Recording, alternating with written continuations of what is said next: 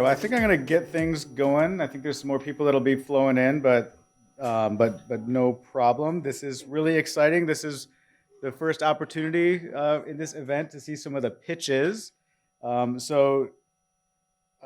you guys were here this morning, and hang on a second. Let me just advance this. There we go. And got to hear a little bit about like the overall program, the broad picture, what an accelerator is for. Get some motivation from Cheryl about following your vision and working together. These are all phenomenal themes.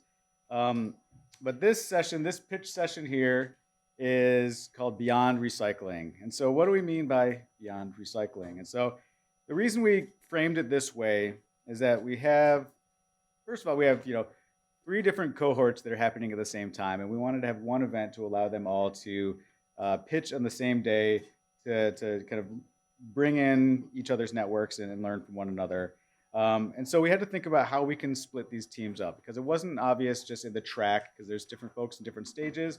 And so it became clear that there was some delineation here where there's this group that is looking at recycling in a new way and kind of going beyond recycling even to look at reuse, waste prevention through design guidance, design for recycling, things like that. And so the theme of this session, there's 7 teams. There's going to be 3 teams that go, and then there's a break, and then the next 4. The theme here is that, so many of us, when we think about recycling, we think about what we put in the curb. The curbside bin that goes to the material recovery facility, gets sorted into commodities, goes out into the markets, and gets made into new products. And so, when we think of the circular economy, we're thinking downstream, right? But if we look upstream, there's a lot of opportunity for innovation, and whether it's designing packaging for recyclability, upcycling industrial and commercial, textile scrap into consumer products, or recovering architectural materials from demanufactured homes instead of tearing them down. These are the types of things that we're looking at. And so that session features 7 projects. We're going to do this pitch style, and we'll talk a little bit about the format in a bit. And so I'll just introduce myself. You might have seen me earlier today, so I don't want to belabor this, but I'm senior consultant at RRS. I'm the RSC track lead, the Recycling Supply Chain track lead. So I've been working with the 4 teams in this pitch competition that have been in the RSC track. And so it's really exciting to see this culminating piece come to fruition. The teams that we have here today is 3 public sector teams from the I2P3 track, and then 4 of those teams from the RSC track. I'm not as familiar with the public sector team, so I'm really excited to see what you all are doing. But we have City of Ann Arbor, which is really, their project is Inventory of Circular Economy. There's RRRASOC, which is looking at the regional authorities working to address disaster debris. So that's something different. It's an area that we haven't typically recycled. City of Mount Pleasant is looking at food waste integrated into wastewater treatment, so a co-digestion, which is perhaps a different way of approaching it, leveraging existing infrastructure. Then we go on to the Suppliers Partnership, which is consolidating automotive supply chain packaging for recycling. What pushes them beyond recycling is that they're also putting out a design guidance to contribute to that, so that the folks are designing the packaging in a way that makes it easier for recycling. We have Architectural Salvage Warehouse of Detroit. Their project is Reuse, Retail, and Beyond. Chris is going to be presenting on that. Later this afternoon, we have Pink Elephant, which is focused on event waste diversion in Southeast Michigan. Events are an often overlooked area of waste generation, and opportunities to recover those materials is an area where we see a lot of growth potential. And then Public Thread is going to close things out with a pitch on textile upcycling and market development. So these are all amazing projects. You'll see a diverse range of ideas and stages, and it's going to be really exciting to hear the culmination of all this. So like I said, these are 7 of the 22 teams that are going to be pitching over the next 2 days. This is a big event. It's a really big deal.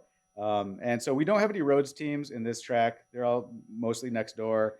But we do have, like I said, those RSC and I2P3. I don't need to talk about this. We talked a little bit earlier today about NextCycle in general. But this is all to say that this is really the crowning achievement of the teams that have gone through this track.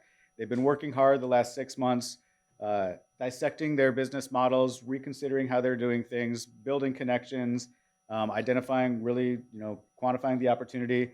And now they're at a point of they've been practicing their pitch, they've been refining their vision, and now they're going to present to us today. I also want to introduce the judges. And if there's any judges that are arriving late, you're sitting up front.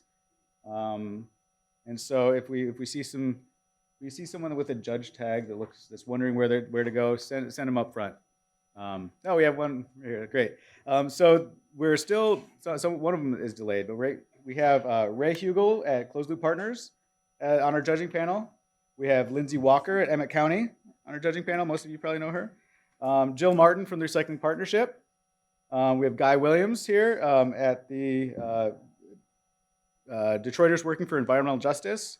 And then Emily will be showing up at some point soon from the United Way of Genesee County. So these are the judges that are going to be evaluating these pitches, and their scores are going to actually result in the prize. And so the format is going to be each team is going to have 7 minutes to pitch.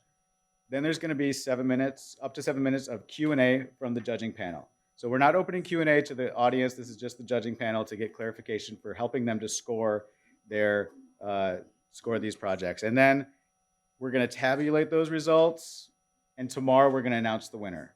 In addition to the $7,500 award for the top team, there is a People's Choice Award, and that's where those of you in the audience that are not the judges have your opportunity to say who you think should win that award. And that'll be a poll at the end of all of this. So wait for that. It's going to be a poll that you can do on your phone, and you'll see, you'll get instructions there later. So without further ado, I'm going to invite the first pitcher, City of Ann Arbor. Come on down, Jenny Petoskey.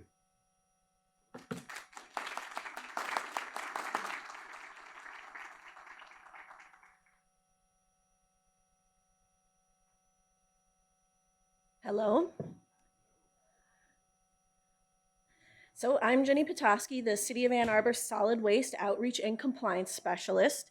I'm working with a team of 9 other dedicated people on this project.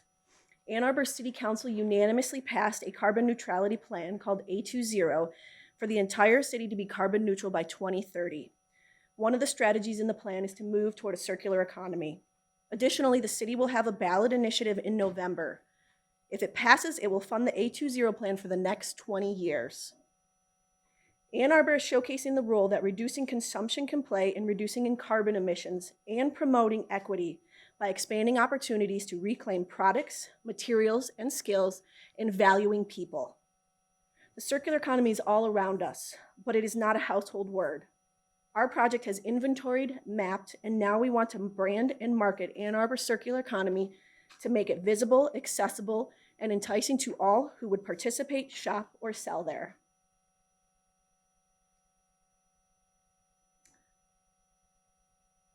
Maybe the circular economy isn't a household word because it addresses parts of our carbon footprint we don't think about.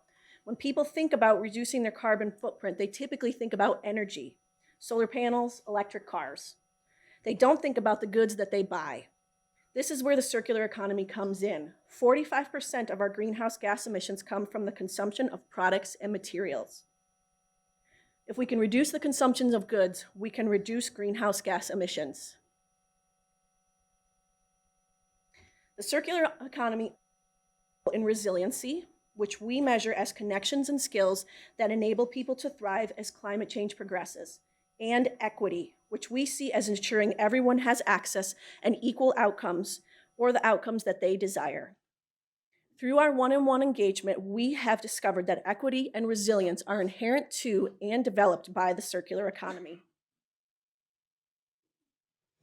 Over the last 18 months, through a literature review and one-on-one engagement, we discovered that the circular economy is vast, and it's grounded by those whose participation is a part of their lives rather than a term. This is historically our Black, Indigenous, people of color, and lower income communities. Some of you may think of the circular economy as product and business focused. What we discovered is that it is also about people, governments, skills, and services. While the linear economy creates emissions by linking consumption to waste, the circular economy reduces consumption-based emissions by keeping consumer goods in circulation. Read the items on this list. If you do any of the actions on this slide, you're part of the circular economy. I would ask you to raise your hand, but there's not a lot of time. It's not a household word yet. We need to brand and market so that it is. I'm going to take you on a journey of our discoveries. I bet your community has similar resources, but people may not know about them. Think what would happen if you could promote these resources in your community. When you think about the circular economy, think social services, which employ reused goods to help house and resettle people. Many times, these organizations trade goods amongst themselves, a circular economy in miniature. These organizations build equity and resilience in our communities. Think food redistribution and growing local that build resilience and equity through access to local, healthy food. Think buying in bulk and buying local to reduce the need for creating new or recycled packaging, to build equity via investment at the local level, and to shorten supply chains. Think reskilling for the circular economy workforce, which will build equity through opportunities for good paying jobs. Think reskilling for people repairing their own goods, which helps them be more resilient. Think communities participating in swap days, repair cafes, and fix-it clinics to recirculate and extend the lives of goods while building connections. Think hyperlocal communities like online communities like Buy Nothing groups. Think innovative reuse. After completing considerable one-on-one engagement, we did 3 case studies to better understand how the circular economy could be measured. One of our discoveries is that the Ann Arbor thrift store creates an on-ramp to the circular economy by mimicking a more traditional store's displays and layout. Think borrowing. Raise your hand if you use your local library to borrow books. Now raise your hand if you've borrowed something besides a book from your local library. Excellent. Ann Arbor's district library has been loaning more than books since 1969. They also offer free workspaces and internet access, promoting equity through access to space and internet. To build people's resilience, they also offer reskilling resources. Think innovative recycling. Recycle Ann Arbor's zero waste materials recovery facility focuses on the highest and best use of its materials, local end markets that are less than 200 miles away, and full-time living wage jobs with benefits. They also hire formerly incarcerated citizens and support them with finding housing and transportation while also providing them meals. As you can see on this journey, we have discovered a lot about the circular economy and how it recognizes and builds equity and resilience while reducing greenhouse gas emissions. We know this, and now we want everyone else to know it through a branding and marketing campaign. We made this map so people could find circular economy entities about 4 months ago. As of last week, it had 719 visits. This is an on-ramp to the circular economy. This work has the support of many local organizations that will help it move forward. We are working with economic development agencies, business groups, and social services. We have created connections with about 20 other entities through our one-on-one engagement, and several of them are willing to be featured in our Stories of Circularity video series. The first one will be El Harissa, a local boutique and restaurant. Finally, through the fully staffed Office of Sustainability and Innovation, we have links to over 100 other sustainable local organizations. This is a preliminary budget for investing in circular economy branding and marketing.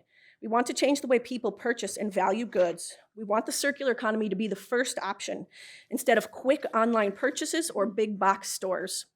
We are looking for funding for this work through grants, partnerships, the upcoming A20 millage, and award funds from this event. We have already done broad one-on-one engagement. Our next step is to hire an independent consultant to design and assist with the next phase of engagement that will further ground this work in Black, Indigenous, people of color, and lower income communities, as well as with residents and consumers at large. Following that work and informed by it, we want to kick off the branding and marketing project. Imagine these entities in the circular economy being advertised on billboards and bus stops across the city. Help us make the circular economy a household phrase. There is demand in Ann Arbor, there is support in Ann Arbor. We need funding for branding and marketing, as well as workforce development and map improvements. Thank you.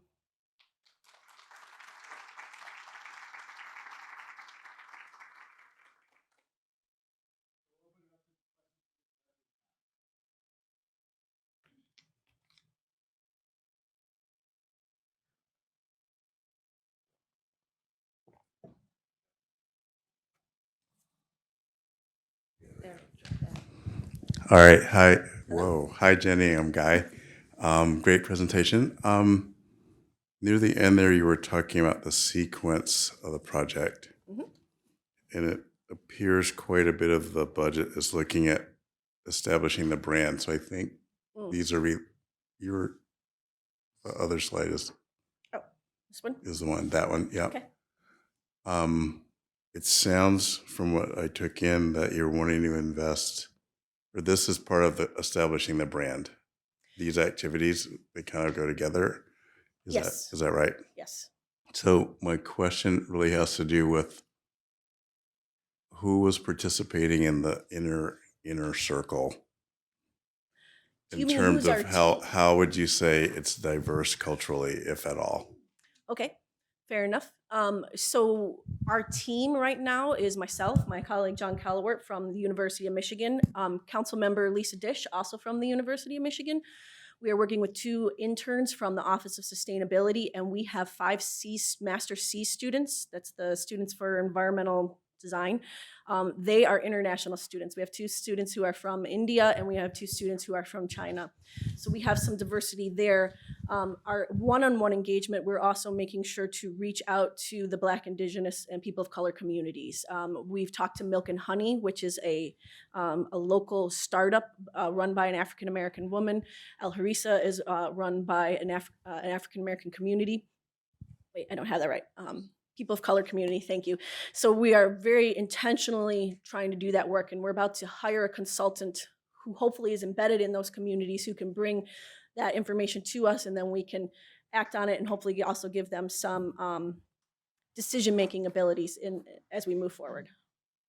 Thanks. One more quick follow-up. I may have missed it. What's the geographic scope? Is it Ann Arbor proper or beyond? So it is Ann Arbor proper, and we do realize that our African-American community has left Ann Arbor, and so it has taken a while to find those entities that are still there. Thank you. Thank you. Hi, Jenny. Thanks for your presentation. This is Jill from the Recycling Partnership. My question is around the political process that you mentioned very early in your presentation. What is the political process and how sensitive is it to your plan? So should you not get do you need political support to move this forward? And if you do and you don't get it, what is your strategy to move it forward? So we are pursuing funding through lots of different levels. We just got a grant from the USDN to do this engagement work that's referenced on this slide. We also got the Micros grant. So the political will is already there. We already have the A20 plan. It has moving towards a circular economy strategy in it. The funding would put more teeth behind that, but we've been working for almost 2 years now without that funding. So it's there.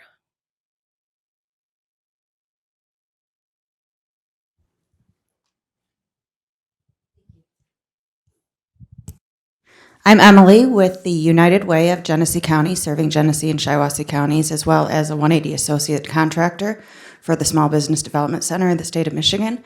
Can you go back to the partner slide that you showed? Okay, thank you.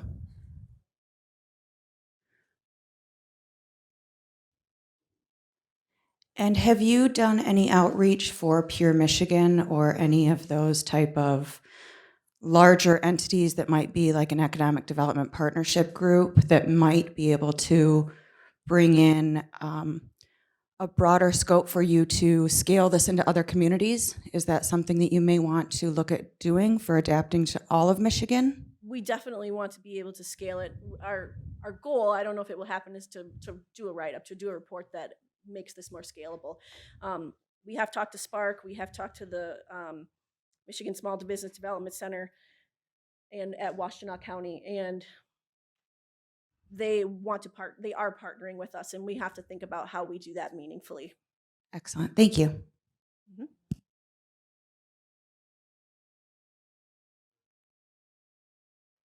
Thank you. So the final slide said about, I think it was spring 2023 rollout. Mm-hmm. Can you talk about how you plan on measuring the success of the program? Are there tangible impact hurdles you're aiming for, or people impacted, materials impacted? Are you referring to the marketing and branding that I'm talking about, or just everything in general? A little of both. Okay, so we're actually setting out to measure the circular economy, and we are measuring it via decarbonization. We're also looking at resilience and equity. Decarbonization, measuring across the circular economy is really complicated, and it's really data intensive. Gaia just did this for the city of Detroit. Kudos to them. And so we are looking at something much more scaled back, and things like the number of circular economy entities in the economy, the number that have that have jobs, living wage jobs. They're not volunteers. They get benefits. So yes, we're measuring. I don't know, John, you have any?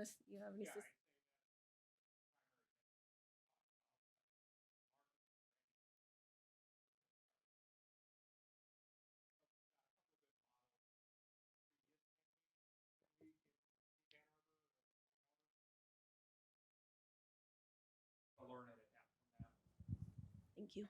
All right. I think we're out of time for questions on this one, but I want to thank Jenny for her amazing presentation. Thanks, everyone.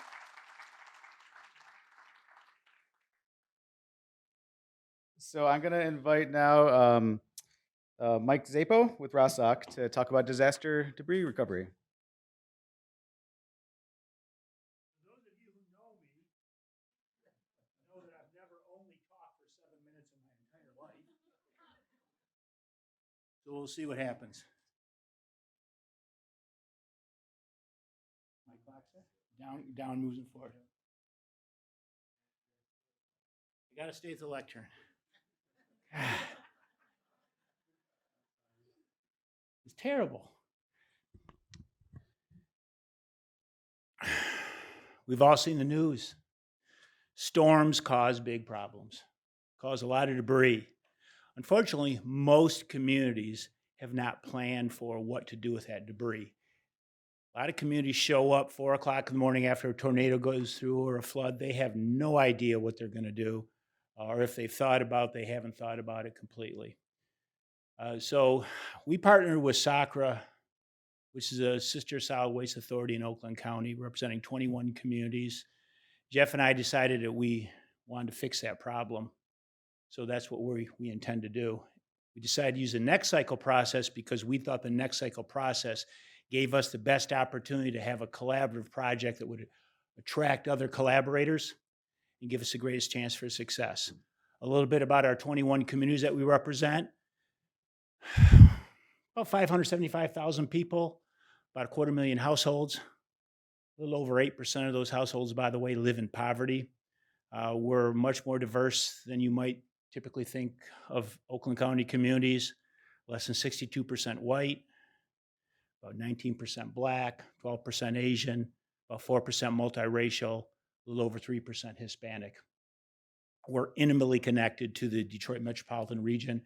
An example of that, of the people that live in these 21 communities, their number one place of employment destination is in the city of Detroit. Of the businesses that are in these 21 communities, their number one source of employees are residents of the city of Detroit. And that's a pattern that's replicated throughout Southeast Michigan. All communities are connected. The ability to recover from a storm is important for not just the community that gets hit by the storm, but the communities that are connected to that community. And that's everybody. So down works. Okay, so little storms still have significant problems, create significant problems. Wind shear event last July in Farmington Hills, $1.5 million worth of damage, over 600 uncompensated hours of mutual aid from 7 surrounding communities. Of course, big storms are bigger problems. 2014, the big floods in Southeast Michigan, lots of damage.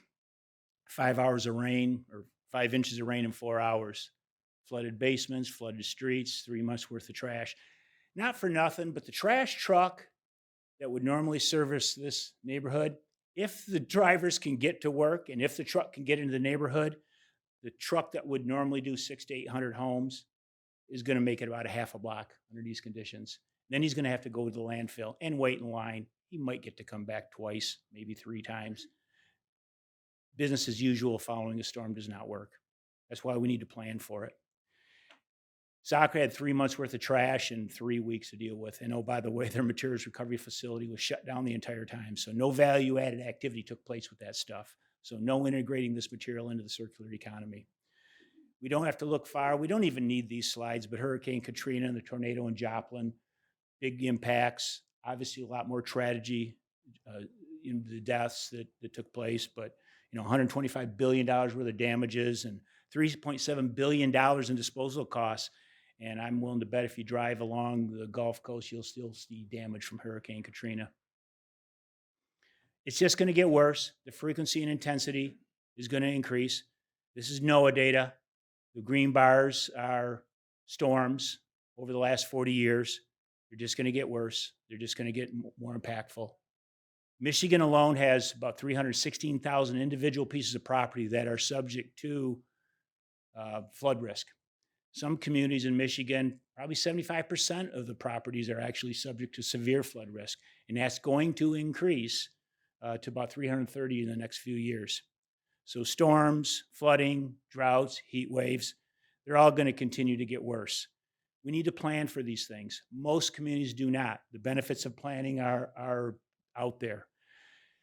The types of materials that we deal with are listed there. Proper planning is important for health, safety, and welfare.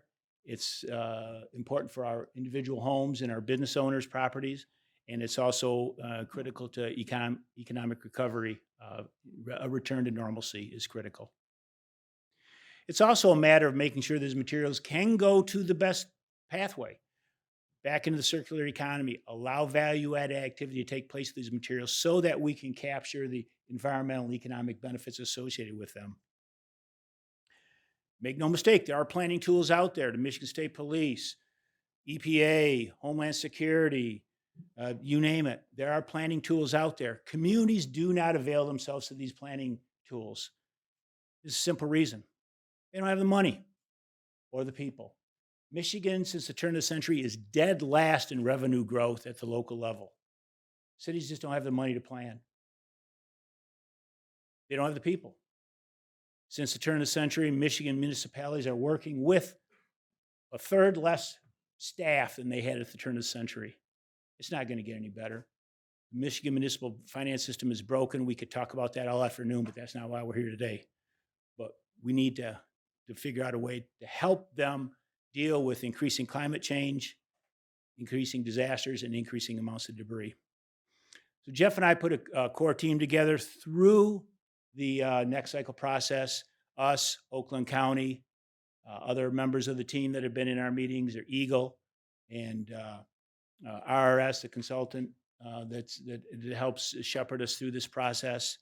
Our intent is to really establish a cooperative program that will not just serve our individual communities, both collectively and individually, but serve as a template for other communities throughout the state and perhaps throughout the country.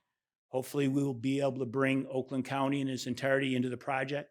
The process is really one where we're trying to get our arms around who can do this work for us, find the right consultant, put a price tag on it. I have a question mark next to the number because I have no idea.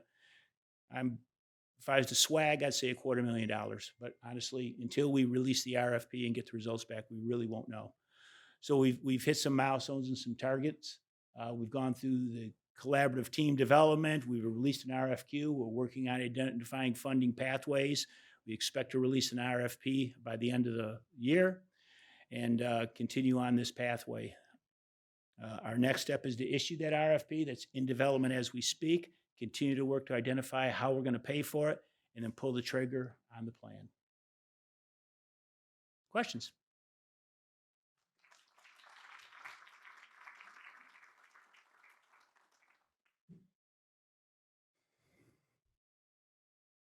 Yeah, that's easy. Thank you, Mike Sapo. Lindsay Walker, Emmett County Recycling. So could you tell me a little bit about, in our world of these ideas of like emergency management people, they somewhere on the list is like, they talk to law enforcement first because they're like the people that are dealing with the people. And then like further down the line, it's like, oh, debris and storm management. Well, we'll just hire a waste hauler and they'll take it all away. Yeah. And we know about that proverbial place called away, that it doesn't exist. So can you tell me a little bit about, like, you talked a little bit about scalability and replicability. Can you tell me a little bit more about how this model is addressing that proverbial place called away, and that hiring a waste hauler who, like, as you mentioned, isn't going to be able to service the capacity of storm debris at that time. So could you just talk a little bit more about that and how this model would be addressing some of those issues of away, and that the waste haulers aren't going to be like the salvation in this context? Yep. So municipalities generally do a pretty good job when the blue and red lights go on. Those first responders, police and fire. But when they shut those lights off, it's the guys that have yellow lights on their trucks that have to deal with these messes. And just hiring your waste hauler isn't going to get the job done. In fact, there's a multi-billion-dollar trash company in this country that specifically has in their municipal disaster playbook that they don't want the obligation. And I understand why they don't want the obligation. And they'll even exercise force majeure provisions. So if you're going to, as a municipal manager, think, oh, I'm just going to have my waste hauler do it, my question to one of the municipal managers is, what's your plan? Well, we have a fund balance. We'll just pay our waste hauler. I'm saying, okay, now what if a tornado that hits your community also hits the truck yard of your waste hauler? Now what's your plan? Didn't have an answer. And yeah, just hauling it away is not the good answer either. We need to figure out how are we going to get this stuff out of the neighborhoods, and how are we going to get this stuff into the right pathway so it's just not getting hauled away. It's not just getting taken off the landfill. And that's what happens when you react instead of respond. That's what happens when you're approaching with an ad hoc approach or no coherent approach at all. And a good plan, and the planning documents will identify, who are your contractors? What are your staging areas? What are your places of destination for these materials? And how do you plan for getting as much of that material and putting it into the right pathway? Some into the value-added pathway, some straight to the landfill. Some of it's hazardous, and it can't go to the landfill either. These materials all have to be dealt with because of their unique characteristics. But when you're in a reactive mode and you're just trying to get the streets cleared and the stuff out of the front yards, those things don't come into play. So that's why planning ahead and taking lessons from what other places around the country have done is important. San Francisco did a study, the San Francisco area did a study. When, not if, when the 7.2 earthquake hits that area, they're going to generate 10 years of debris in a matter of minutes. They've already got plans on how they're going to move that away and get it into the right pathways, and not just to the landfills. But it's about planning. Hey, Mike, Guy Williams here. Thanks for your presentation. You had a slide that compared Michigan with other states. Yes. It went by a little too fast for me. You were saying that that's the amount of...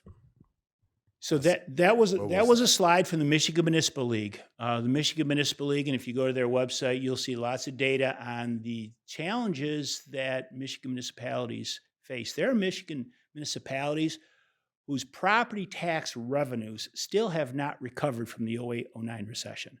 It's the impact of Headley and Prop A and the way they conspire to keep. So it was a slide about overall revenue. Right. So let me cut you off, because you already told us you like to talk a lot, and so do I. So I want to drill into my actual question then, which is about a topic that came up last time, which is political will. Yeah. How do you feel budget decision makers, either at the state or regional level, need education around this, or are already willing to take on generating more resources than what you could get out of this contest? Right. So the RRRASOC board of directors, they are comprised of the chief appointed officials in each of our member communities. SACRA, which is a similar organization of 12 communities, very similar in terms of the board of directors. Both of those bodies have approved this project.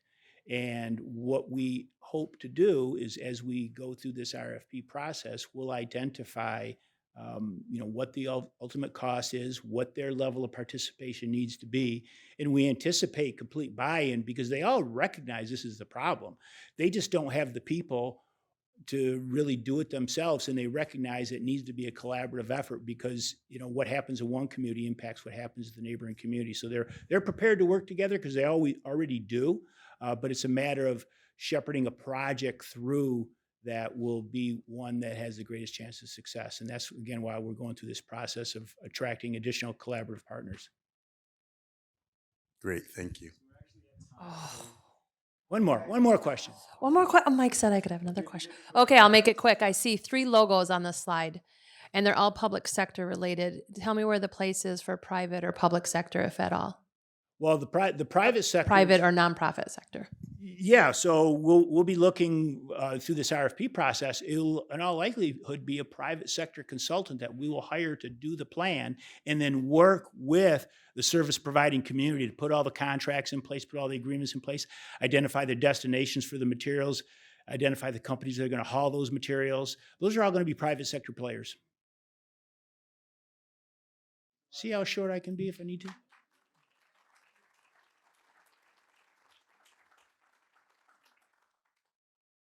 Excellent. So now we have City of Mount Pleasant. So I'm going to ask Tim and Eric to come up to share their work about collaboration between city and university to capture food waste.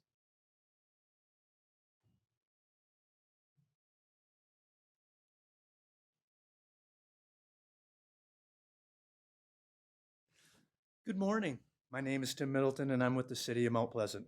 With me today is Sarah Marshall, our superintendent at the Water Resource Recovery Facility, and Eric Braniak, the lead sustainability coordinator from Central Michigan University. We're here to talk to you today about an opportunity that benefits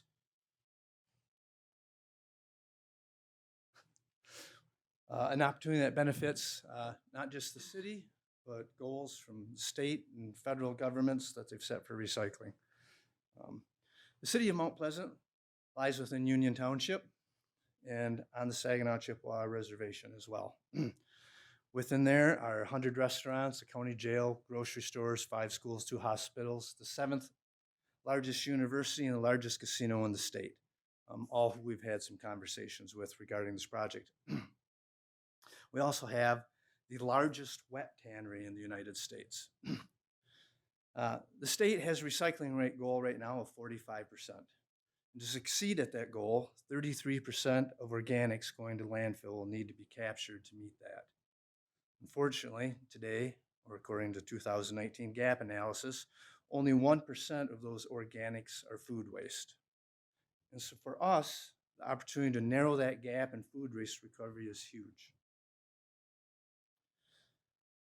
We're able to leverage that opportunity because we have within our facility today 2 anaerobic digesters, both which are running at about 50% of their capacity. For us, those organics and food equals fuel for our system.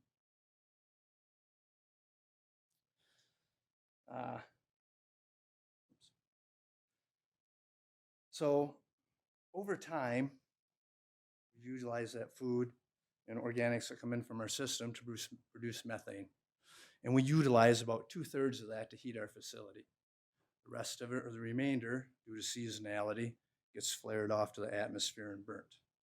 And for years, we've looked at this process and we've said, man, what do we do with that excess gas? We don't quite make enough of it to really scale a project up and to take the plant off or to convert it to fuel direct to cars. And so we've struggled with that. And everybody that's around the plant has made the same comment, wow, why don't you do something with that? And for a long time, food has been the topic of conversation for us. We've said, man, there's all these organics out there, but how do we get them to us? How do we get enough of it to make a financially viable project? And then an ad hoc committee dealing with members of the community, we were introduced to a gentleman at Central Michigan University who said, hey, you should talk to these guys because they're doing something exciting right now that you might be able to take advantage of. I'm going to let Mr. Eric Urbaniak talk about that. All right, good afternoon, everyone. My name is Eric Urbaniak, and I'm here on behalf of Central Michigan University. So what I want to really emphasize is that Central Michigan University is excited about this project, and we are ready to continue supporting the Mount Pleasant Anaerobic Digestion Program. At CMU, we do sustainability, and we do it pretty well. In the last year alone, we've won awards from the US EPA, the Association for the Advancement of Sustainability in Higher Education, and the Recyclemania Campus Race to Zero Waste Organics category. CMU is a national leader in sustainability, and we are ready to step it up once again with your support. Through diving in dumpsters, myself and with my team, I know that we handle food waste well, and we dive in dumpsters a lot at CMU to measure this stuff. So how do we do it all? We collect the waste that Tim is talking about. Every day, 5,000 students eat in the 3 residential dining halls on campus, totaling 16,000 pounds of food waste per week and 330 tons of food waste per year. This equates to 3 90-mile round trips to Morgan's Composting in Sears, Michigan, where our on-campus team delivers our waste. But we have the opportunity to bring it closer to home. We have an extremely replicable program that has been successful for 8 years, but if we were to have the opportunity to bring this food waste to Tim's facility in Mount Pleasant, we could save on gas, we could save on carbon emissions, and we could foster community partnerships. Therefore, through the I2P3 program in collaboration with the City of Mount Pleasant, we have already identified a circular economy solution that would utilize the systems that we have to reduce our travel time, save the gas and carbon, and bolster the partnerships. And therefore, we look forward to continue working with the city government, the Saginaw Chippewa Indian Tribe, and these businesses to build resilient circular economy solutions that will improve and transform our food waste processes in our community. All things said, CMU needs to keep food in the community, and we can do that through this program. So all of a sudden, that food availability that we had hoped for was available. And these guys were already putting it together. And they were already hauling it. And we said, wow, we should look at putting that in our digesters. So we did, in a collaboration with a senior design team and a couple of professors from CMU. We took in about 26,000 pounds of waste over 29 days. And our digesters liked it. And they produced excess gas, and we saw no upset to the system. We also did a study with the University of Chicago, a smaller feasibility study to say how much would we have to take in.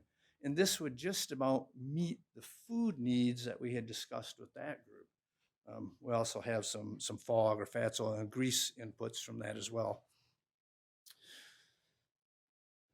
So if we can take CMU's food waste and get it into our digesters, we're creating a circular economy in a process that we're already operating. We can take that food waste, and through anaerobic digestion, we convert it to methane. Methane, which we use to heat the facility already, and eventually that we hope to convert into an electrical process. It produces a fertilizer to fields that's fairly well coveted in our area, which is used to produce additional crops, which eventually returns to the table and starts the process over by producing more food waste. It has many benefits. It keeps jobs local, has an opportunity for community participation, reduce natural gas demands, makes our plant more resilient by providing an alternative fuel. It improves air quality, extends landfill lives, and reduces emissions from landfills as well. All in all, this process is very, very viable and works. So how can you be part of this success story? We have food waste. We've got digesters, but we need some way to get that food waste into the digesters. And so we're looking to build a receiving station that will grind and push the food into our digesters. Today, we've secured about $500,000 in funding towards that project, and we've got $300,000 to go. In this process right now, we're upgrading our digesters as part of a project that was already underway. We're increasing their capacity. We're putting gas storage domes on one of them so that we can hold extra gas. We've increased the volume and our mixing efficiency as well. So we are ready to start this process, or will be once construction is finished. Looking to the future, we anticipate fairly rapidly and pulling 180 metric tons of CO2 out of the atmosphere from reduced landfill emissions and transportation emissions. And eventually, should we arrive at a project that looks like combined heat and power, we anticipate removing another approximate 1,000 metric tons of CO2 from the system. But there are many alternatives to that plan. It could be a compressed natural gas direct to utility. We're having discussions about potentially composting some of those biosolids along with leaves that we collect in the area. Access to this system, eventually a collection system that the community can participate in are all discussions on the table right now. The potential is great. The project is there. I would say whether we get help or not, we're going to move forward in this project and we'll eventually succeed at this. I'd like to take a moment and thank all the people that have participated in it, because there's been many. The senior design students at CMU, our staff at the Water Resource Recovery Facility, members from the county. There's been a lot of input so far. And particularly, I'd like to thank Dr. Goxkel-Demir, who has done some of the work with us from the college. So the question is, where do you fit? Thank you.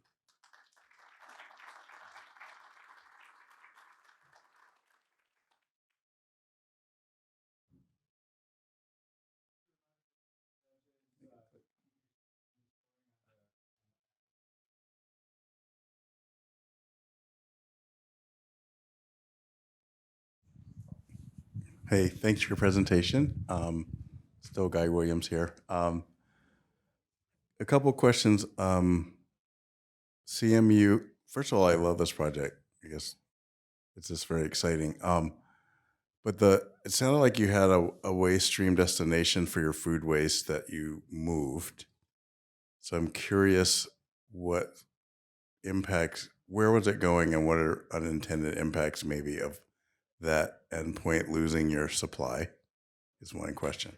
Yeah, so right now we collect all of our food waste from the dining halls. That's about 16,000 pounds a week. And so we take it about an hour north to Morgan's Composting in Sears, Michigan.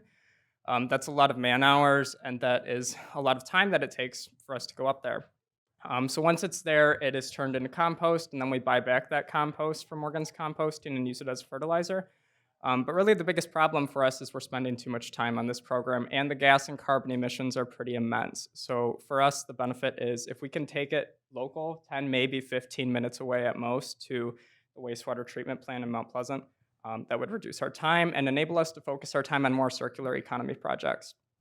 Great, thank you. Yep. A quick follow-up question is about the technology on handling the methane, right? Like there's continues to be heightened concern about methane escaping. So you discussed the flaring, and I guess my question is if your new design is successful, is there any proportional reduction in the waste that you see that would come, or In terms of CO2? yes, No, or we CO? still convert the methane And- to CO2, so there's still a greenhouse gas emission. It's just not methane, which is so much more powerful than CO2. It's converted. Thank you. And it's not escaping from the landfills, of course. It's just a gaseous natural gas. And we get the benefit of reducing natural gas consumption at the plant and eventually electrical consumption, which will relate to other fuels that produce electricity. Thanks. Thank you for, excuse me, thank you for your presentation. It was very well done, and I love the collaborative efforts on so many levels. It's a big problem that we all know we have, and my question is, how quickly are you looking to make this into a moving part and actually get it up and running? So we're under what we call phase 1 construction right now, which is a plant upgrade. And then phase 2 will take part of that infrastructure that's left over and convert it into this process. So we anticipate that actual phase 2 upgrade starting in late 2023. It still has yet to go out to bid, but it's under design right now.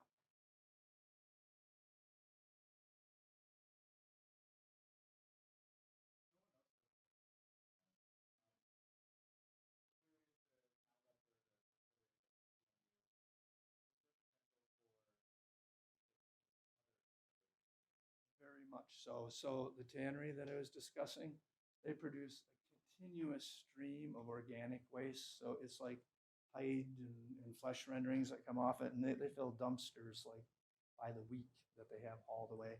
We anticipate being able to take that, but we've had people already calling, wanting to know if we can accept it yet. It's horrible to be turning them away. But we've got a local grocery store that wants to bring stuff. The county jail we're gonna have some discussions with.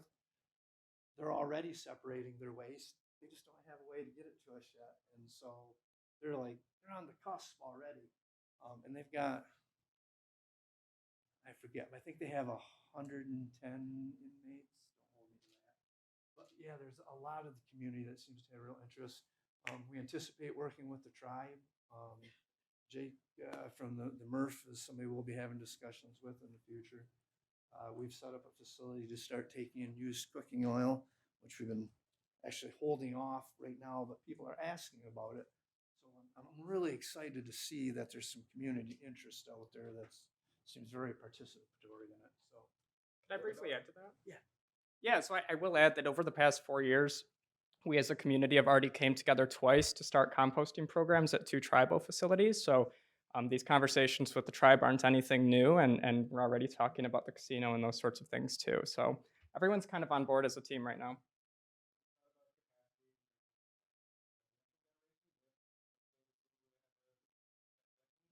as far as being able to take it, more of it. So we could take an awful lot without exceeding our capacity right now. And this is really reaching out, but we'll be abandoning a process in these upgrades that lives inside 2 very, very large structures that could easily become digesters. They're probably, I'm waiting for engineering numbers on this, but they would probably do 2.5 times what we do now easily. So we have the potential for future expansion. I recently actually had a discussion with a farmer who raises 32,000 hogs. And right now, all their manure goes to the fields. And I asked him, I said, do you struggle getting rid of that much? They said, no, but that's our very biggest fear. And so, again, really reaching out there. There could be a capacity someday to take their excess manure as well into those structures. There's a lot of opportunity for us out there. So it's just one step at a time, keep pushing it forward, and we don't think it's going to happen overnight. It'll be long term, right? It's the nature of what we do.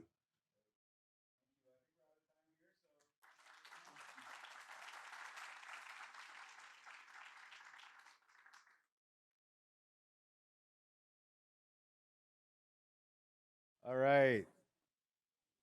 How about another round of applause for those first 3 presentations? Those are great, huh?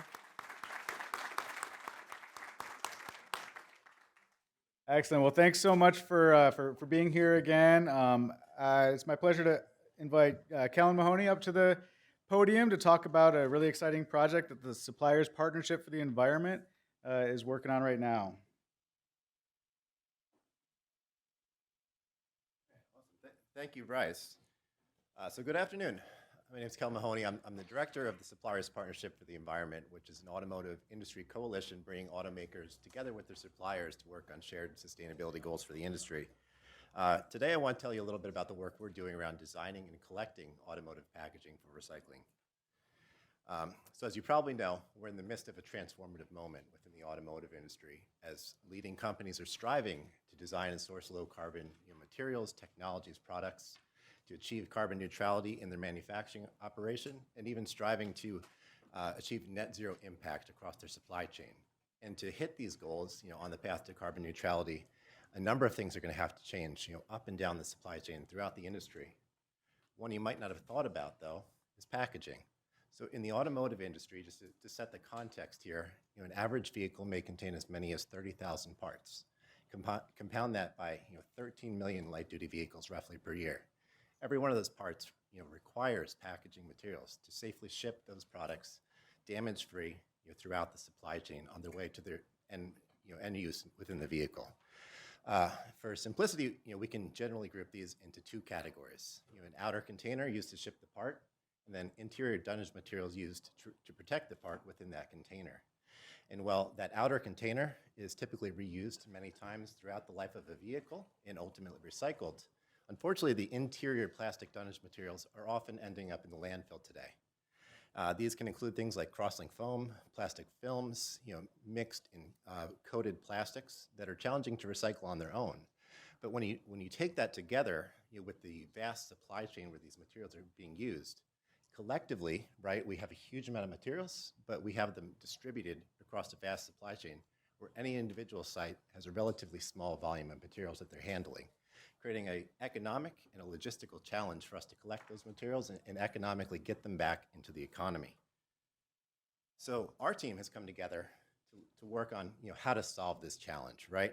And so taking our organization, again, a group of OEMs and suppliers committing to advancing sustainability goals with the industry, bringing in one of the world's largest automotive manufacturing suppliers, together with some of the key suppliers of packaging materials to the industry, and then finally, major companies dealing with automotive waste and packaging materials at the end of life. We're bringing together those key actors throughout the value chain that have the leverage and the opportunity to help us solve this issue. And specifically, we're starting here in Michigan for a number of reasons, but one of the big ones is the concentration of automotive facilities and the economic value of the automotive industry here in the state. So here within Michigan, we have 13 automotive assembly plants, over 24 automotive-owned component plants, and depending on what level you're looking at, hundreds to thousands of tiered supplier facilities here within the state. Every one of those is using these packaging materials in their operations. And as we focus in specifically around polypropylene and polyethylene-based materials, our projection is by developing more economically viable collection methods for these materials, we could divert over 11 million pounds of plastic scrap annually just here within the state of Michigan. So to do this, we've set out a two-phase project. The first phase is developing sustainable packaging design guidance, specifically for the automotive supply chain. And what we're trying to do here is promote the use of more recyclable materials, primarily polypropylene and polyethylene-based materials, and discourage the use of more non-recyclable materials, some of those cross-link foams, some of those coated materials, as well as detrimental attachment methods that are leading some of these materials today to end up in a landfill. So we have developed these guidelines. We published them earlier this summer, and I can tell you that currently a number of large companies within the industry are in the process of implementing them, which we see as a key factor to help us in achieving the economies of scale that we'll need to help solve this issue going forward. But now that these guidelines are out there, they're beginning to be implemented, they're beginning to be taken up by the industry, our attention is moving toward how do we develop that model? How do we get those more recyclable materials back into the economy? And so what we're doing now is working with those key stakeholders and through the NextCycle program to design and test that pilot model to collect those materials, to aggregate those materials, sending them to a central hub where we can densify them and then get them back into the packaging companies that we're working with that are looking to source more recycled content for their products.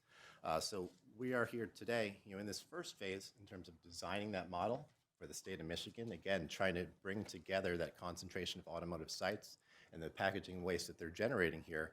But ultimately, we need to scale that model throughout Michigan and well beyond. So what we're hoping to do here is create a test case that can be replicated nationally and address really this packaging waste challenge at a national and potentially at a global level. If we're successful in doing this, I think there's a number of clear environmental benefits. Of course, we're reducing that 11 million pounds of scrap material I mentioned going into the landfill. Creating that opportunity to sell those materials, right, as recycled content back into the industry to packaging companies that are already looking to use more recycled content in their product. And if we can do that, we'll reduce the carbon and energy intensity of those materials across their life cycle. So just taking polypropylene as an example, life cycle studies have shown that by replacing virgin polypropylene with recycled polypropylene, we have an opportunity to address as much as 80% of that energy content in that product. But of course, we need to pair those environmental benefits with economic opportunities. And so as we shift those wastes, from a cost, from a burden into a valued resource, coming back here into the economy, we see an opportunity to create new economic opportunities for transporters, for recyclers, for packaging manufacturers, all along the value chain within the state, while addressing an industry demand that we have today, for more quality recycled material feedstocks and supporting those sustainability objectives of the industry that I talked about up front. And just, again, to reinforce this market potential, we're seeing increasingly strong demand, both on the public and the private side, for landfill reduction. We're seeing leading industry players here in the state and beyond, making a strong commitment toward carbon neutrality, toward zero waste. And what we see here is that there's, an imbalance in terms of that demand for more recycled content, for low carbon solutions, and the supply of those materials to address those commitments today. And so we see this project, as a step forward in helping to support the industry in their demand. So just to wrap this up here, again, we're in the first phase of this project in terms of designing and testing this program. We scoped out a $200,000 project to help us build that model. We believe we have the funding secured to do that. But as we move forward, we will be looking for additional partners, additional expertise, and additional funding to help us scale this, beyond that pilot test throughout Michigan and then ultimately as a national model. And so I want to thank you and hope we will have the opportunity to work with others here in this room toward that end goal of sending zero automotive packaging waste to landfill in Michigan and beyond. Thank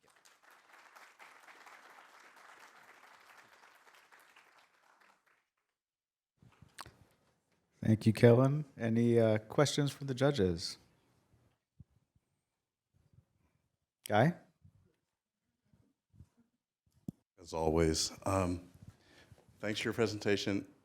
I have a quick historical question, maybe. There used to be a collaboration between the big three at the time.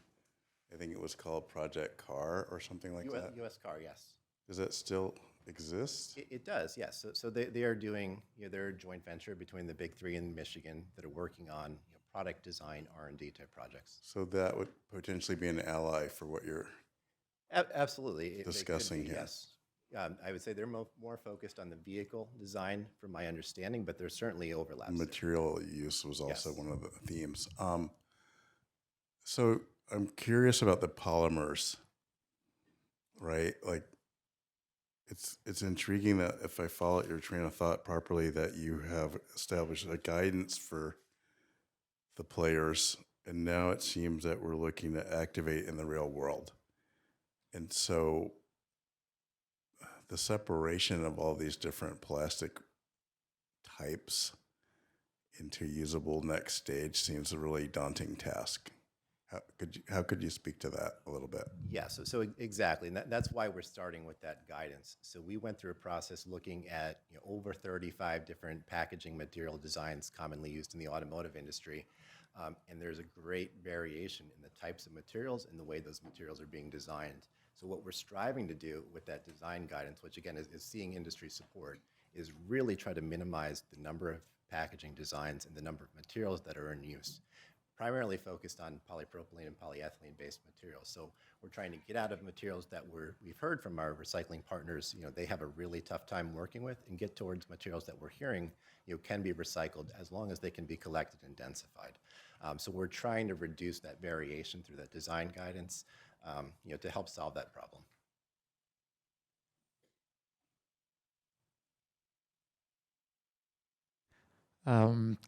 So the first phase you had was design and test.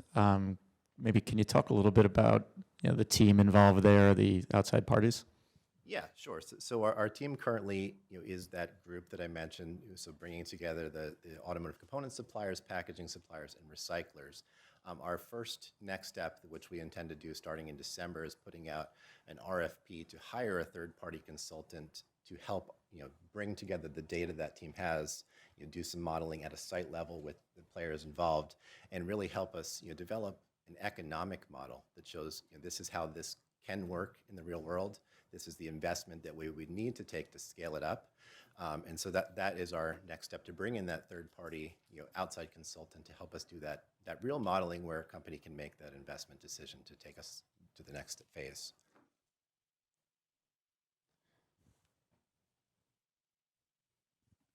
Thank you for your presentation. What is your timeline for implementation of this and actually feasibility of finding the consultant or finding whoever that company is and how rolling out the plan? Yeah. So we want to move very rapidly. So if we set 2030 as a common target within the industry to get to some of these goals, you have a 5 to 6 year development window in many cases for a vehicle program. So by 2025, we want to have a lot of this in place. So we want to move and intend to move very rapidly. So we will be putting out that RFP before the end of this year. We are going to have a quick turnaround so that we can get implementing on that that decision by the first quarter of 2023, and then we've scaled that $200,000 about modeling as a 6-month project. So by third quarter of 2023, we hope to have the information we need for a go or no go decision for a much larger investment. So really looking over the next 2 to 3 years to have a very firm plan in place that can then be scaled and replicated by others. Thank you. Thank you for your presentation. Here in Michigan, we have the lowest tipping fees in the Midwest for trash going to landfill. So what is the economic incentive of these big automotive companies? Is it their carbon neutrality goals that are driving this? Because we live in this hyper-political environment where tipping fees are so cheap and we're bringing in landfill and garbage from Canada and from all over the Midwest. So can you just explain how you're dealing with that political environment and how you're kind of working above and beyond that? Yeah. So absolutely. So first, we have large companies that have made firm public commitments, and that is driving, our investment in this space. But the other side of this is, we know it's not going to be scalable if there's not that economic payback. So in everything that we've set out, we've used an assumption of a 3-year or better ROI. And I think we're making some assumptions there in terms of the demand for recycled material feedstocks, that we're going to see a higher value as we get these materials back, that they can be densified, and we have companies that want to put them right back into products. So they're not going, to some other industry. They're not being downcycled is the ideal here. They're going right back into products that have a strong demand, and again, that have a buyer who's saying, we want more recycled content products. So we're looking at everything we do with at least a 3-year ROI or better as the assumption that we need to meet that to move forward. I think we're out of time here. So is it really quick, or can we? Very, very quick. Do you have any university partners in your research? So we don't have any formal partnership. We've talked with a couple of universities that are very active in the packaging space and have some interest there, but at this point, we'd be definitely open to that opportunity. Thanks. Great. Thanks so much. Another hand for Kellen.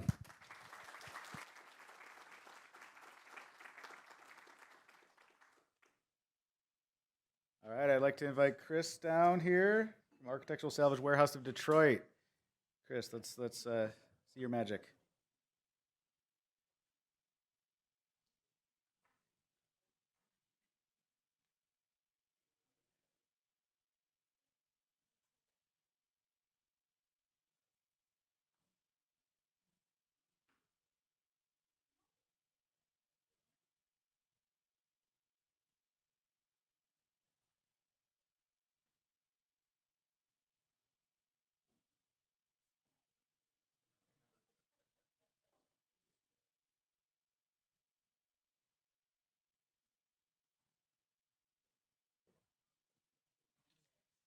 Good afternoon.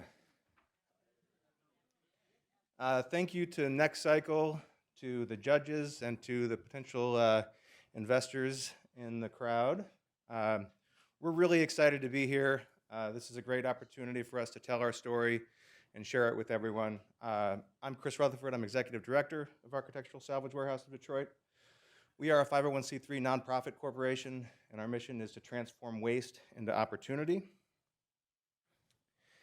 To achieve this mission, we deconstruct and salvage materials, salvage and reuse building materials, providing training and fair chance employment. Our customers are Detroit and Southeast Michigan residents and businesses that have a need for low-cost building materials, unique and historical items, environmentally responsible products, and we meet their needs by providing those resources. But I want to start off with a story. And like all stories, it starts once upon a time. There was a house that had reached the end of its useful life. Every day, homes like this were crushed into bits and hauled off to the landfill. This created 50 tons of waste at a time, contributing to the biggest source of waste in the U.S., C&D debris. One day, ASW Detroit had a vision of transforming waste into opportunity. They systematically dismantled this house using a process called deconstruction. They removed doors, windows, plumbing fixtures, kitchen sets, and more, providing low-cost salvage goods to residents that needed them.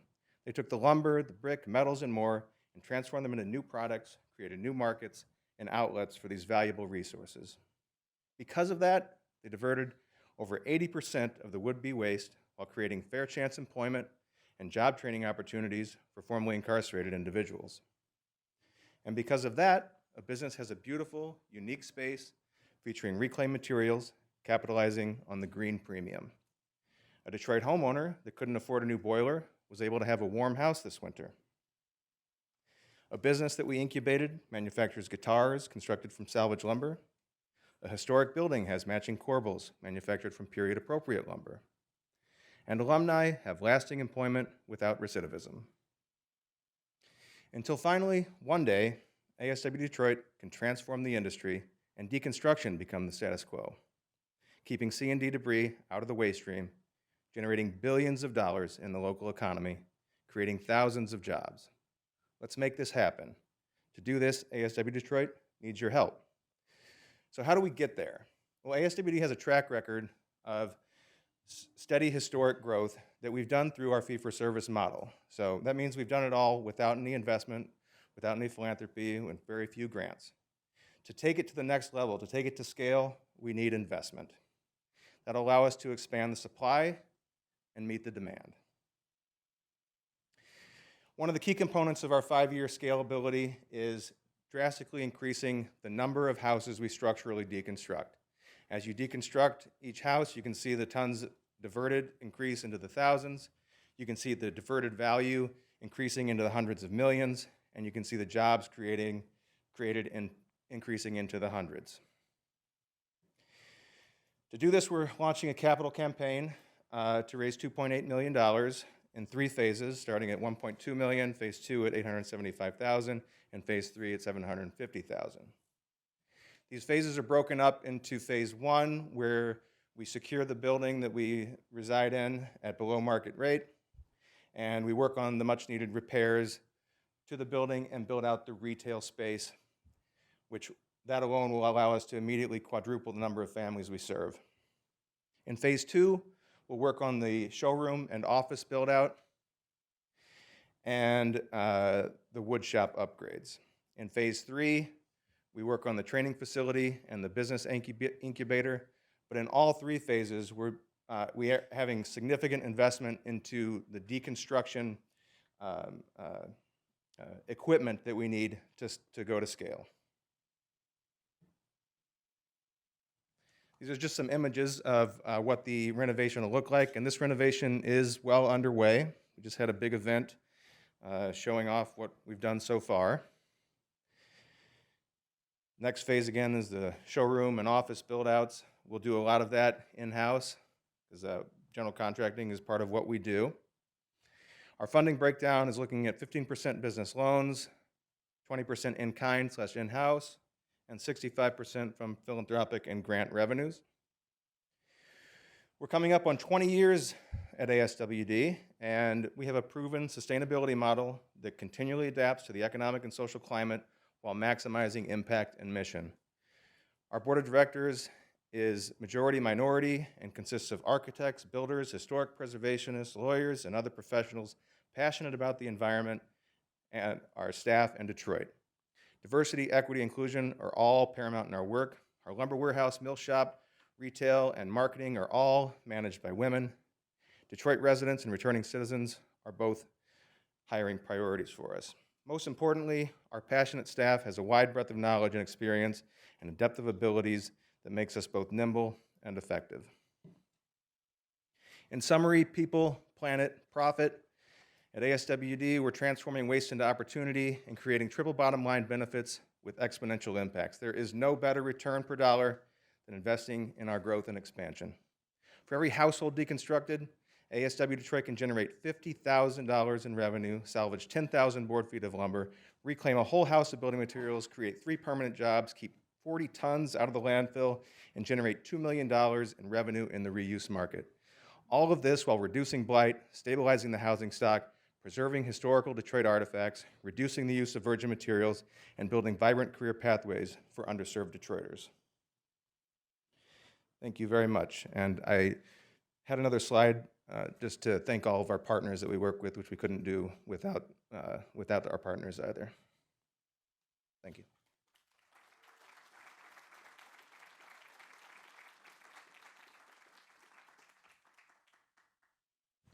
Hi. Very well done. Question, the slide that you're missing on the partners, can you dig in a little deeper about the partners that you've reached out to and who you're working with for your mission? Some of our key partners right now, of course, are NextCycle, Eagle, Red F.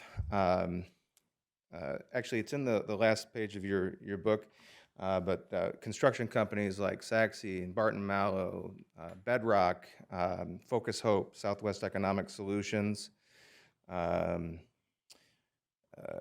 City of Detroit, Detroit Land Bank Authority. I know I'm missing a few that are in there, but and lots of other partners that we work with that I couldn't fit on the page, but yeah.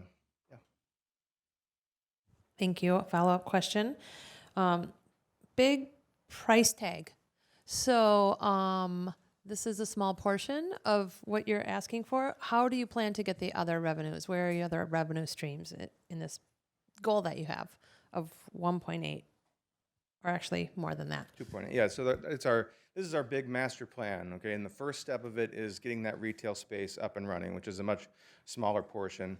That'll help to drive revenue and demand as well. And like I said, we've done most of that in-house. But this is our first foray into seeking funding and finding that. Part of it, we have annual audited financials. We have a strong financial footing.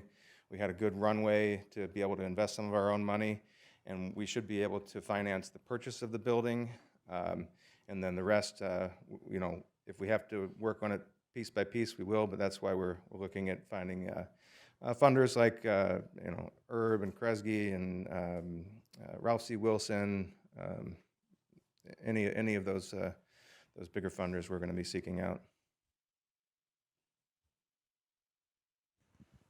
Thank you.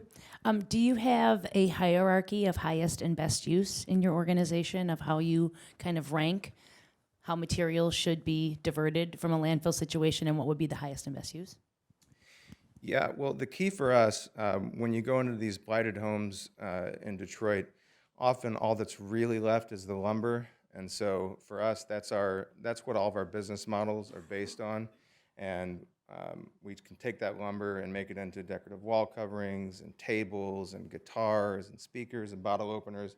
So, or the magnets that I gave to you guys. So for us, that's the highest level of remanufacturing it. Now, the lowest impact would be to put it directly back into use as a stud, but it would have to be structurally graded for that, and that's not something that we do. And plus, the beauty of the wood is the value that we see in it.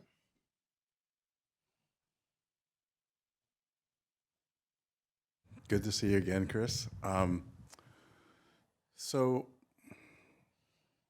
congratulations that everything is still standing and going, no pun intended, right? Thank you. You and I both have been involved the same 20 years or more in this theme. So I'm curious, what do you see as different in this year, the next year or so, 18 months, distinct from what we experienced, say, 5-10 years ago? Like, you could have made this very same presentation. What's different now that you're still feeling optimistic about it? Yeah, I think if I had made the same presentation 5, 10 years ago, whatever it might be, it would have been without all of the knowledge and experience that we have now, and understanding how to take it to scale. There have been so many issues along the way, ups and downs, that we've had to really. So when we got this started, there was no supply side, there was no demand side, there was no labor, so we had to build all of those aspects one at a time. Now there's a strong foundation and a place to actually grow from. And instead of just continuing year after year to bootstrap it and grow incrementally in small ways, we want the opportunity to really jump it up a notch, get the equipment, be able to take on, instead of 6 houses a year, 12 and 24 and 48, and really grow the workforce. And the demand is there, and there's a national demand and a wholesale demand. There's lots of other markets that we can tap into, that we could tap into if we had the volume.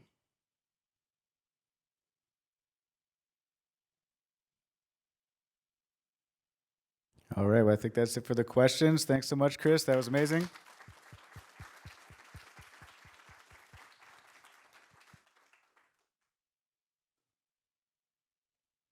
So up next, we have Ellen Lyle with Pink Elephant Products and Events. Ellen, come on down.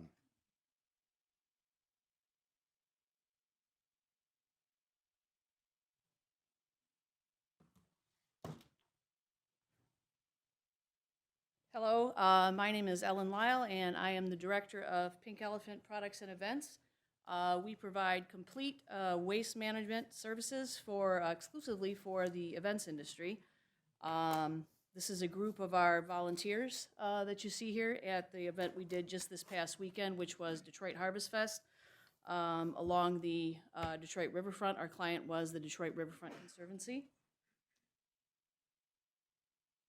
Oh, I went the wrong way. Sorry about that. So we got started as Pink Elephant Products back in 2017. We operate a refillery, low-waste lifestyle product store with composting at the point of sale, as well as recycling drop-off at point of sale. This is not for a recycling program is not for stuff that can go curbside, but for difficult to recycle items, such as items that TerraCycle takes and items that cannot go in curbside bins. Pink Elephant Events began in 2018, so those are our two DBAs under the same business. I got started on this because I went to Detroit Homecoming, if you're familiar with that event, and I noticed that there was a lack of recycling bins and a lot of stuff, a lot of recoverable stuff was going in the trash, which is a common theme at many events. So I created the business in 2018 to provide composting and recycling actually for Detroit Startup Week, because folks kept coming to me noticing our composting program at the store, and we kept getting requests for doing this at events. And the gentleman that owned Midtown Composting was getting requests to do pickups at events, and he wanted to focus on his residential program. So eventually I kept getting these requests, and I decided to this needs to be its own thing, because this isn't really a retail thing. This is kind of a separate thing. We've had 11 events since May. I've had a lot of help from the NextCycle program. This has really transformed my business. These are not all small events. Some of these are many, many thousands of people events. The Riverfront event was our largest event yet. 50,000 people, at least 50,000 people came through this past weekend.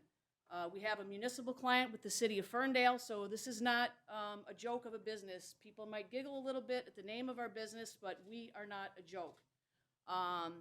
Joke businesses don't have municipal clients. Joke businesses don't have nonprofits with multi-million-dollar budgets as clients. So with additional support, we can do so much more. We've had, like I said, this is our busiest event season ever. We've had 11 clients since May, so we can do a lot more with a little bit of help. Again, these are some of our clients: Strategic Staffing Solutions, Friends of the Detroit River. We just did an event at the Belle Isle Nature Center because they had a big field trip with Detroit Public Schools. Urban Sustainability Directors Network, Specialty Events, which is a really large events company because we do a lot of work with event planners. Again, the City of Ferndale, Oakland Avenue Urban Farm. So we basically kind of put together events, or whether waste management infrastructure, because they hosted a large wedding there. So we did composting, trash, and recycling when they hosted a big wedding there earlier in September. Back in 2019, when Mike Bloomberg came to Detroit at the Eastern, we did the waste management for that event. We also did back in 2019 when the second Democratic presidential debate was here, and there were a lot of environmental justice organizations that were promoting the Green New Deal in Cass Corridor Commons and the Senate Theater, like Sunrise Organization, Sunrise Movement rather. We handled waste management for all of those events. Those organizations were interested in recycling and composting at those events, so we did all of that. That was the event that I just spoke of at Belle Isle Nature Center. Another large event we had this summer, we did the Ferndale side of the Woodward Dream Cruise. So that was a big deal for us. The Maccabee Games in West Bloomfield, that was another huge event. That was a week-long event that we did. Again, this was the largest event that we have ever done. So the problem of event waste is massive. I encourage you, when you go to an event, to think about what is happening at these events. Harvest Fest, we had a 40-yard dumpster that was full of corn stalks and hay bales. It's somebody's job to take those away at the end of the event. Instead of putting them in the landfill, we composted all of that. We had another 40-yard dumpster full of aluminum cans and bottles. This is the first year that they did recycling at this event. All of that stuff is being landfilled. 6 40-yard dumpsters, all full of garbage, all over southeastern Michigan, all over the Midwest, all over the United States. At every event, almost every event, all of this stuff is going into the landfill. So this is a huge opportunity. So the opportunity here, our clients have sustainability goals. We help local governments meet their zero waste goals. We make your venue more competitive. As a matter of fact, like with Oakland Avenue Urban Farm, we can help your venue be a venue because we put that waste management infrastructure in place. So these dumpsters right here, we're at Ferndale's event, these go to SACRA. So Ferndale's DPW put these dumpsters here. They will get taken to SACRA. It's some, because you might wonder, well, what exactly do you do? You're not a municipal recovery, you're not a materials recovery facility, you're not a hauler. What exactly do you do? It's somebody's job to put a clean recycling stream in these dumpsters. That is what we do. Because if these are full of crap, if they're full of, bottles and cans, but then somebody comes and dumps a bunch of trash on top of them, SACRA's gonna see those are full of trash and they're all gonna go in the garbage. It's our job to keep these full of clean recyclables, and that is what we do. So this is kind of a summary here of all the different things that we do. This is a picture of the riverfront. If you can imagine, all of these people across 1.8 miles are creating a lot of stuff. And this is what we did. In case somebody wanted to say that, well, this is more trouble than it's worth for you to do this, I respectfully disagree. And this isn't something we're going to do. We have already done this. We just did this last week. And that's our bin right there.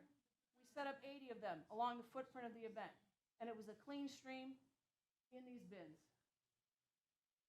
10 bars along the footprint of the event. We set up recycling behind the bar and in front of the bar for back of house. We did the back of house recycling.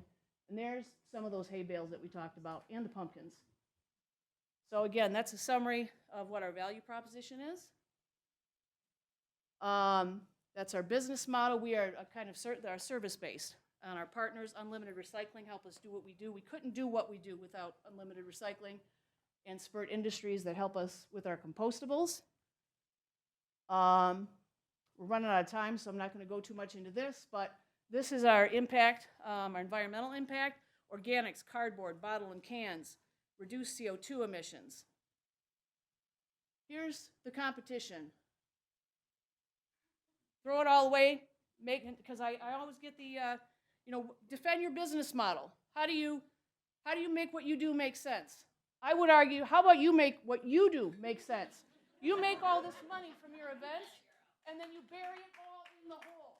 You make all this money, and you bury it here. So you make your business model make sense. I would argue that.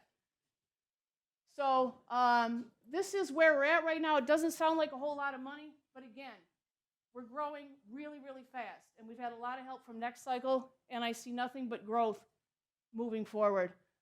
This is what we've had as far as help along the way and my personal investment. That's our margin for each event. A lot of growth is coming in 2023 as far as where folks can help. This is what we're looking for as far as investment. We want to scale up to multiple events on the same day. And also, if you're hosting an event in southeastern Michigan, please do give us a call. We do complete waste management services, meaning that we keep the grounds clean. We also handle the landfill waste. We like to handle the landfill waste because that actually helps us know what's in there so that we can convince you to divert most of it the next time around and help you do that. And we can measure it better. And that's our presentation, and that's it.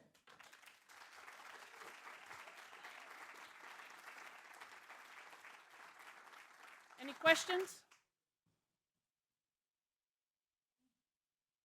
Thank you for your presentation and for your enthusiasm and for what you do. It's Thank you. very admirable and so important coming from an event industry that I came from. It's huge. In the beginning, you said that you had volunteers that were helping you. How many volunteers do you run with, and how many staff do you have? So for, I'll give an example, like at the Riverfront event, we had 72 volunteers, but they weren't all there at the same time. That sounds like a lot of volunteers. So we had 4 shifts.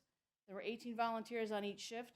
I had a staff of 5, so 6 if you include myself, because I was there the entire time. So I had 2 tents on site, so there was my staff tent, and then there was the other tent, and we kind of ran the whole show with the volunteers. We did the volunteer orientation. That's kind of part of our whole service package. So we have a tent where we have like the first aid kit and the water and, you know, the gloves and the bags and the pickers and the, you know, snacks and all that kind of stuff. So it's, you know, again, when folks ask, well, what exactly do you do? It's a whole process. It's not just a matter of set out the bins and walk away and hope that they get filled up. You really kind of have to, you know, there's a lot more steps involved. So that's how that event went. For Ferndale, there's a few times that they've had folks that needed to get community service hours that were court ordered. So we've had, but again, my staff is still on site because there's stuff that just volunteers can't necessarily do, you know, or you wouldn't expect them to do, things like that. So I hope that gives a little bit of perspective on, you know, what that involved. Any other questions? Thanks. Do you have a sense of in the importance of the planning process, and has that taken you time to kind of hone in on and realize the importance of working with event coordinators on the planning to avoid waste, right? To reduce before it's even generated.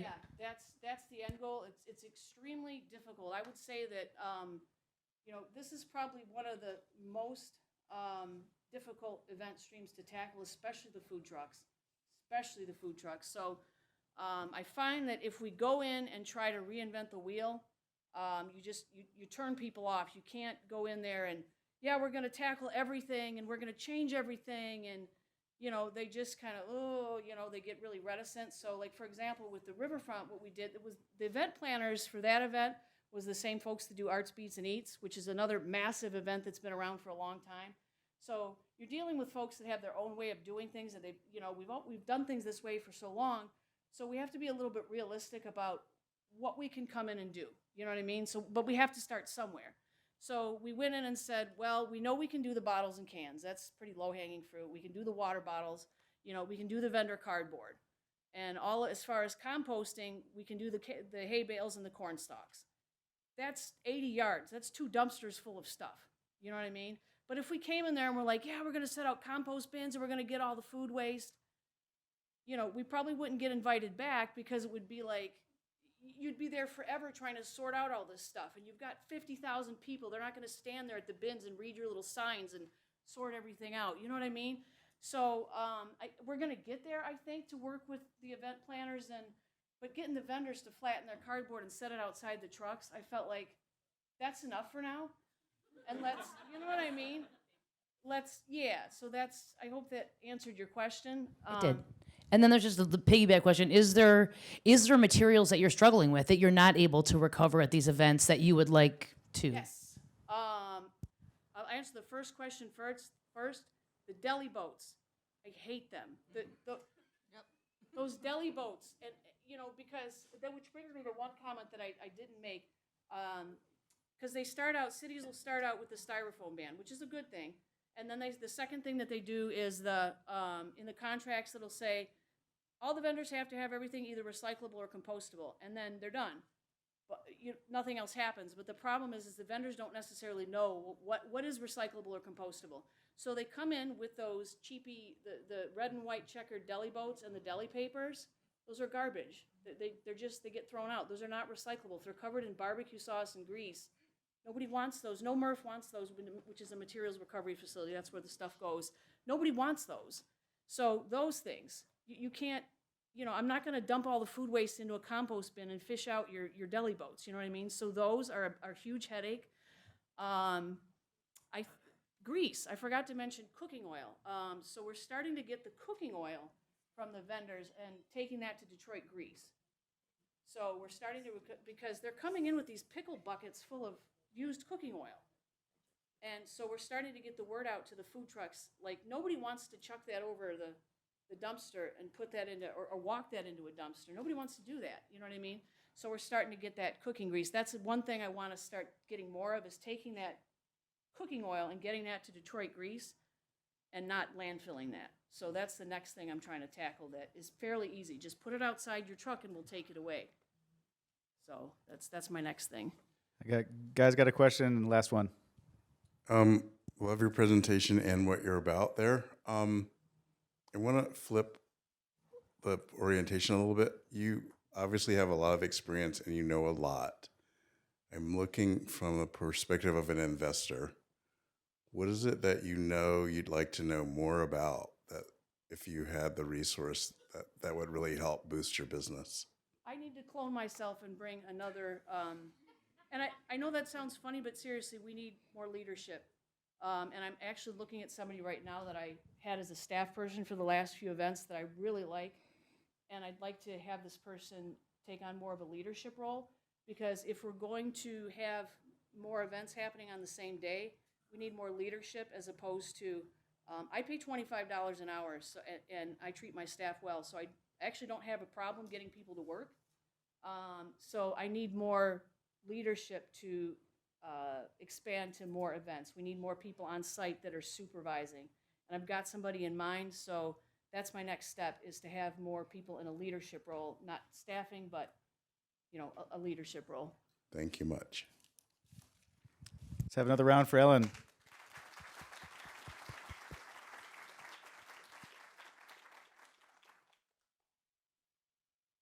I love it. Incredible passion. And I'll note there's a shout out to Unlimited Recycling, which is a former NextCycle Flows team. So some collaboration happening there.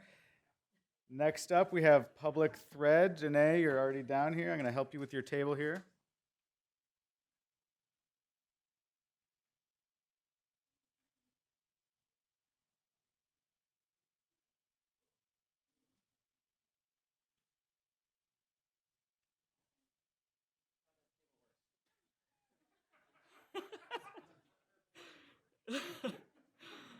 Okay, up is next or down is next?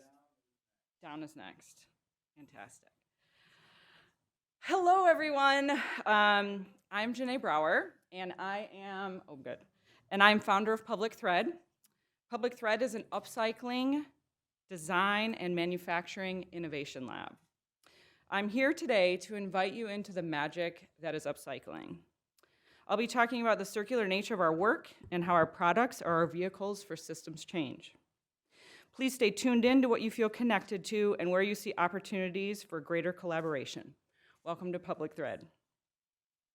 So this is what people see, much like anything on the table, our bags. And don't get me wrong, we make beautiful products and have a beautiful story to tell. Over the past 6 years, we have diverted 150,000 pounds of materials from landfills, supported more than 50 living wage jobs, and have built strong partnerships. But we aim to do much more. With all this ground laid, Public Thread is equipped to tie our circular economy together, from our global manufacturing partners to our community stakeholders. Unfortunately, though, with the globalization of America's production infrastructure, we have become disconnected from how our products are made. As a result, textile waste in particular has increased by more than 40% since the early 2000s. In Michigan, we are only diverting 9% of our textile waste from landfills. This has a lot to do with the mainstream model of production and consumption being a linear, extractive process. And even though consumers and businesses increasingly demand sustainable products, our budgets are not aligned with what sustainable products actually cost to make. And it's still cheaper to throw excess textiles out. Plus, manufacturers are squeezed with razor-thin margins across our supply chains. Yet the economic opportunity is astounding. With our partners, we can transform the 13,000 tons of annual textile waste in Kent County into millions of dollars in economic and social impact and avoided social carbon costs. Enter public thread. Our model is built on collaboration. We are weaving the threads together to build a circular economy around using existing textiles first. We focus on developing markets for those materials, providing education and upskill training to meet the demand, and designing community solutions in collaboration with our system-level partners. As a women and BIPOC-led organization, we have 6 years of experience in testing, piloting, and adapting to get here. We found our niche at the intersection of textile waste, upcycling, design, and systems. Remember how I talked about that linear model just a second ago? Well, we actually do things backwards, literally. We source materials from across our partners, and we backwards design around what we have. We find untapped economic opportunity, help reduce carbon emissions, and build a more equitable, resilient, and sustainable community. We have a diversified revenue model and a distributed network, which will only grow as we operationalize our community-based strategies. We will build on and expand our existing product lines and continue our custom batch collaboration projects. We are also excited to offer in-demand services for waste removal, market development, waste to product design, supply chain alignment, upskilling, and integrating R&D. Next, we have some key examples of our experience in developing upcycled markets at the corporate, community, and system levels. One of our largest suppliers is global furniture manufacturer Steelcase, headquartered in Grand Rapids, Michigan. Through a partnership, we have diverted 25,000 pounds of their textile surplus, and then they have purchased around 10% of that material back in the form of promotional products and corporate gifts. An example of a community-level partnership comes from the beginning of the pandemic, when global systems could not yet meet the public health demand for masks. Public Thread stepped in with our community of more than 200 individuals. We mobilized within 7 days to prototype and bring to market a reusable face mask. We went on to make more than 70,000 masks, and the first 20,000 of them were actually upcycled. We were able to jump into action because our model is built for the pivot. It allows us to quickly shift our people, materials, and production to respond to emerging needs in real time. The third example is of our systems-level collaboration. It is our recycling bag, which happens to be right here, made out of upcycled billboard vinyl. Our vinyl is sourced from our national partner, Outfront Media, and the bag was designed in collaboration with our County Public Works Department for recycling in multifamily housing units. We partnered with Better Bin out of Wisconsin to connect an app-enabled education component to the bag. This means that we can support municipalities, property managers, and residents to increase clean recycling. This product has already inspired action and has a lot of market opportunity. We are excited to explore the adoption of these bags in other cities, including places like Ann Arbor and Detroit, who we have had discussions with. And the market opportunities just don't quit. Our products are unique in the marketplace, and we have an opportunity to transform waste into more than $2 million in revenue annually, including deeper market impact in the areas of cannabis, grocery, home goods, outdoor, and public goods. We are leveraging our brand awareness to scale Public Thread to consumers nationally, and we estimate more than $1 million in revenue through new and expanded services each year. So in order to do what we are proposing, we must have proper investment.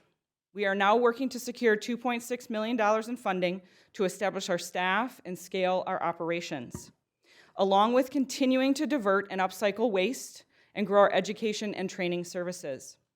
We operate with both a for-profit and a nonprofit arm, and we are seeking grants, impact investment, and collaborators that can assist us in succeeding in a system that was not built for us. Over the next few years, with funding and partnerships, we will weave together several key threads.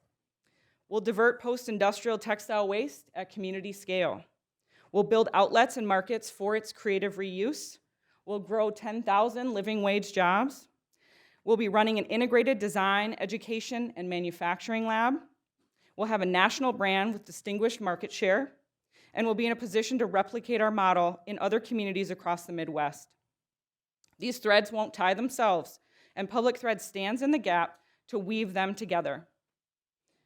We invite you to join us and our ecosystem to design a community-based circular economy model that benefits people and cares for the planet. Thank you so much.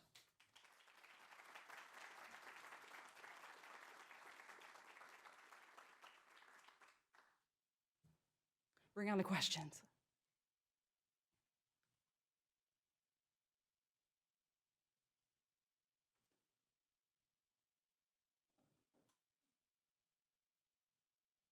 Thanks very much. I was trying to hold back since I'm. At the end there, you said something about community-based. If you could elaborate a little bit about that for those who may not be familiar with Grand Rapids, what does that mean to you? Yeah, so thank you for that question. That's a great question to start. So we are very much focused on how do we divert our own waste and how do we support talent and resources that are in our own community.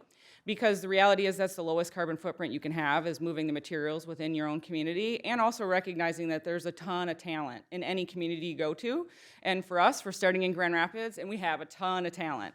So we want to start to match those things of we have these particular resources. So as you can see, we have a whole variety of things. We have things like billboard, vinyl. We have a lot of upholstery fabric because of furniture being such a strong manufacturing component in our community. We also have Chaco. So we have a partnership with Chaco where we divert all of their straps that are left over from their shoes.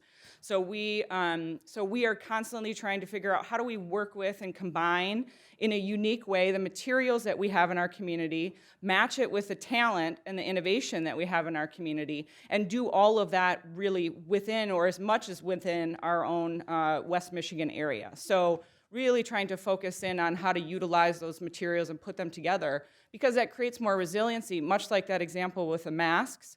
We were able to pivot because we had deep relationships with so many people and so many organizations that we were able to bring engineers, designers, manufacturers, and we had our cut and sew staff along with volunteers to try and marshal that, and we did. We brought it and had it online and started selling them within 7 days, which if you're relying on a global supply chain, that doesn't happen. Thank you for your presentation, and your work is beautiful, and your team's work. So how are you finding your talent? Because right now, excuse me,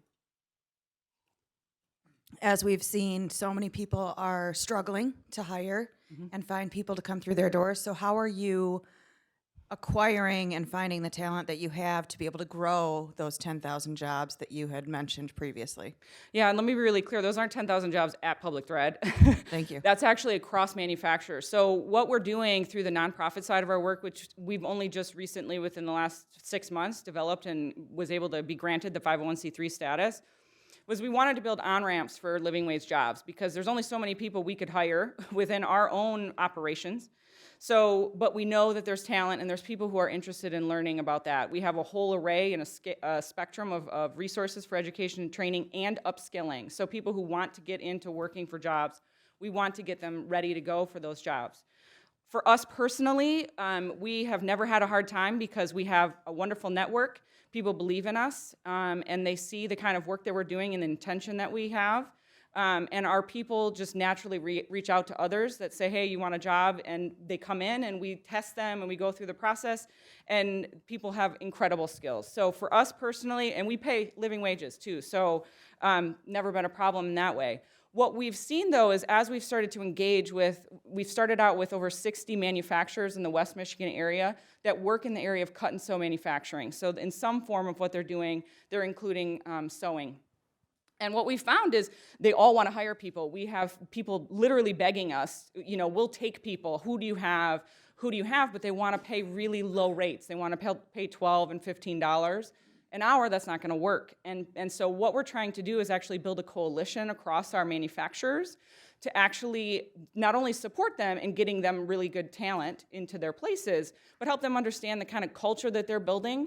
It has to be conducive for people to want to stay.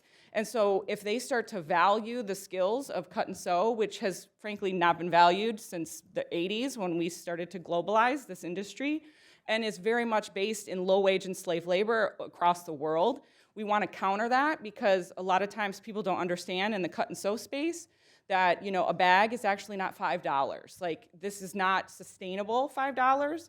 And so we're trying to shift that, but we're trying to do it in partnership with our manufacturers so that we can not only support them to have quality, high quality staff and talent, but then we can also work with them to divert their waste and then have those systems be, again, localized and resilient within our community.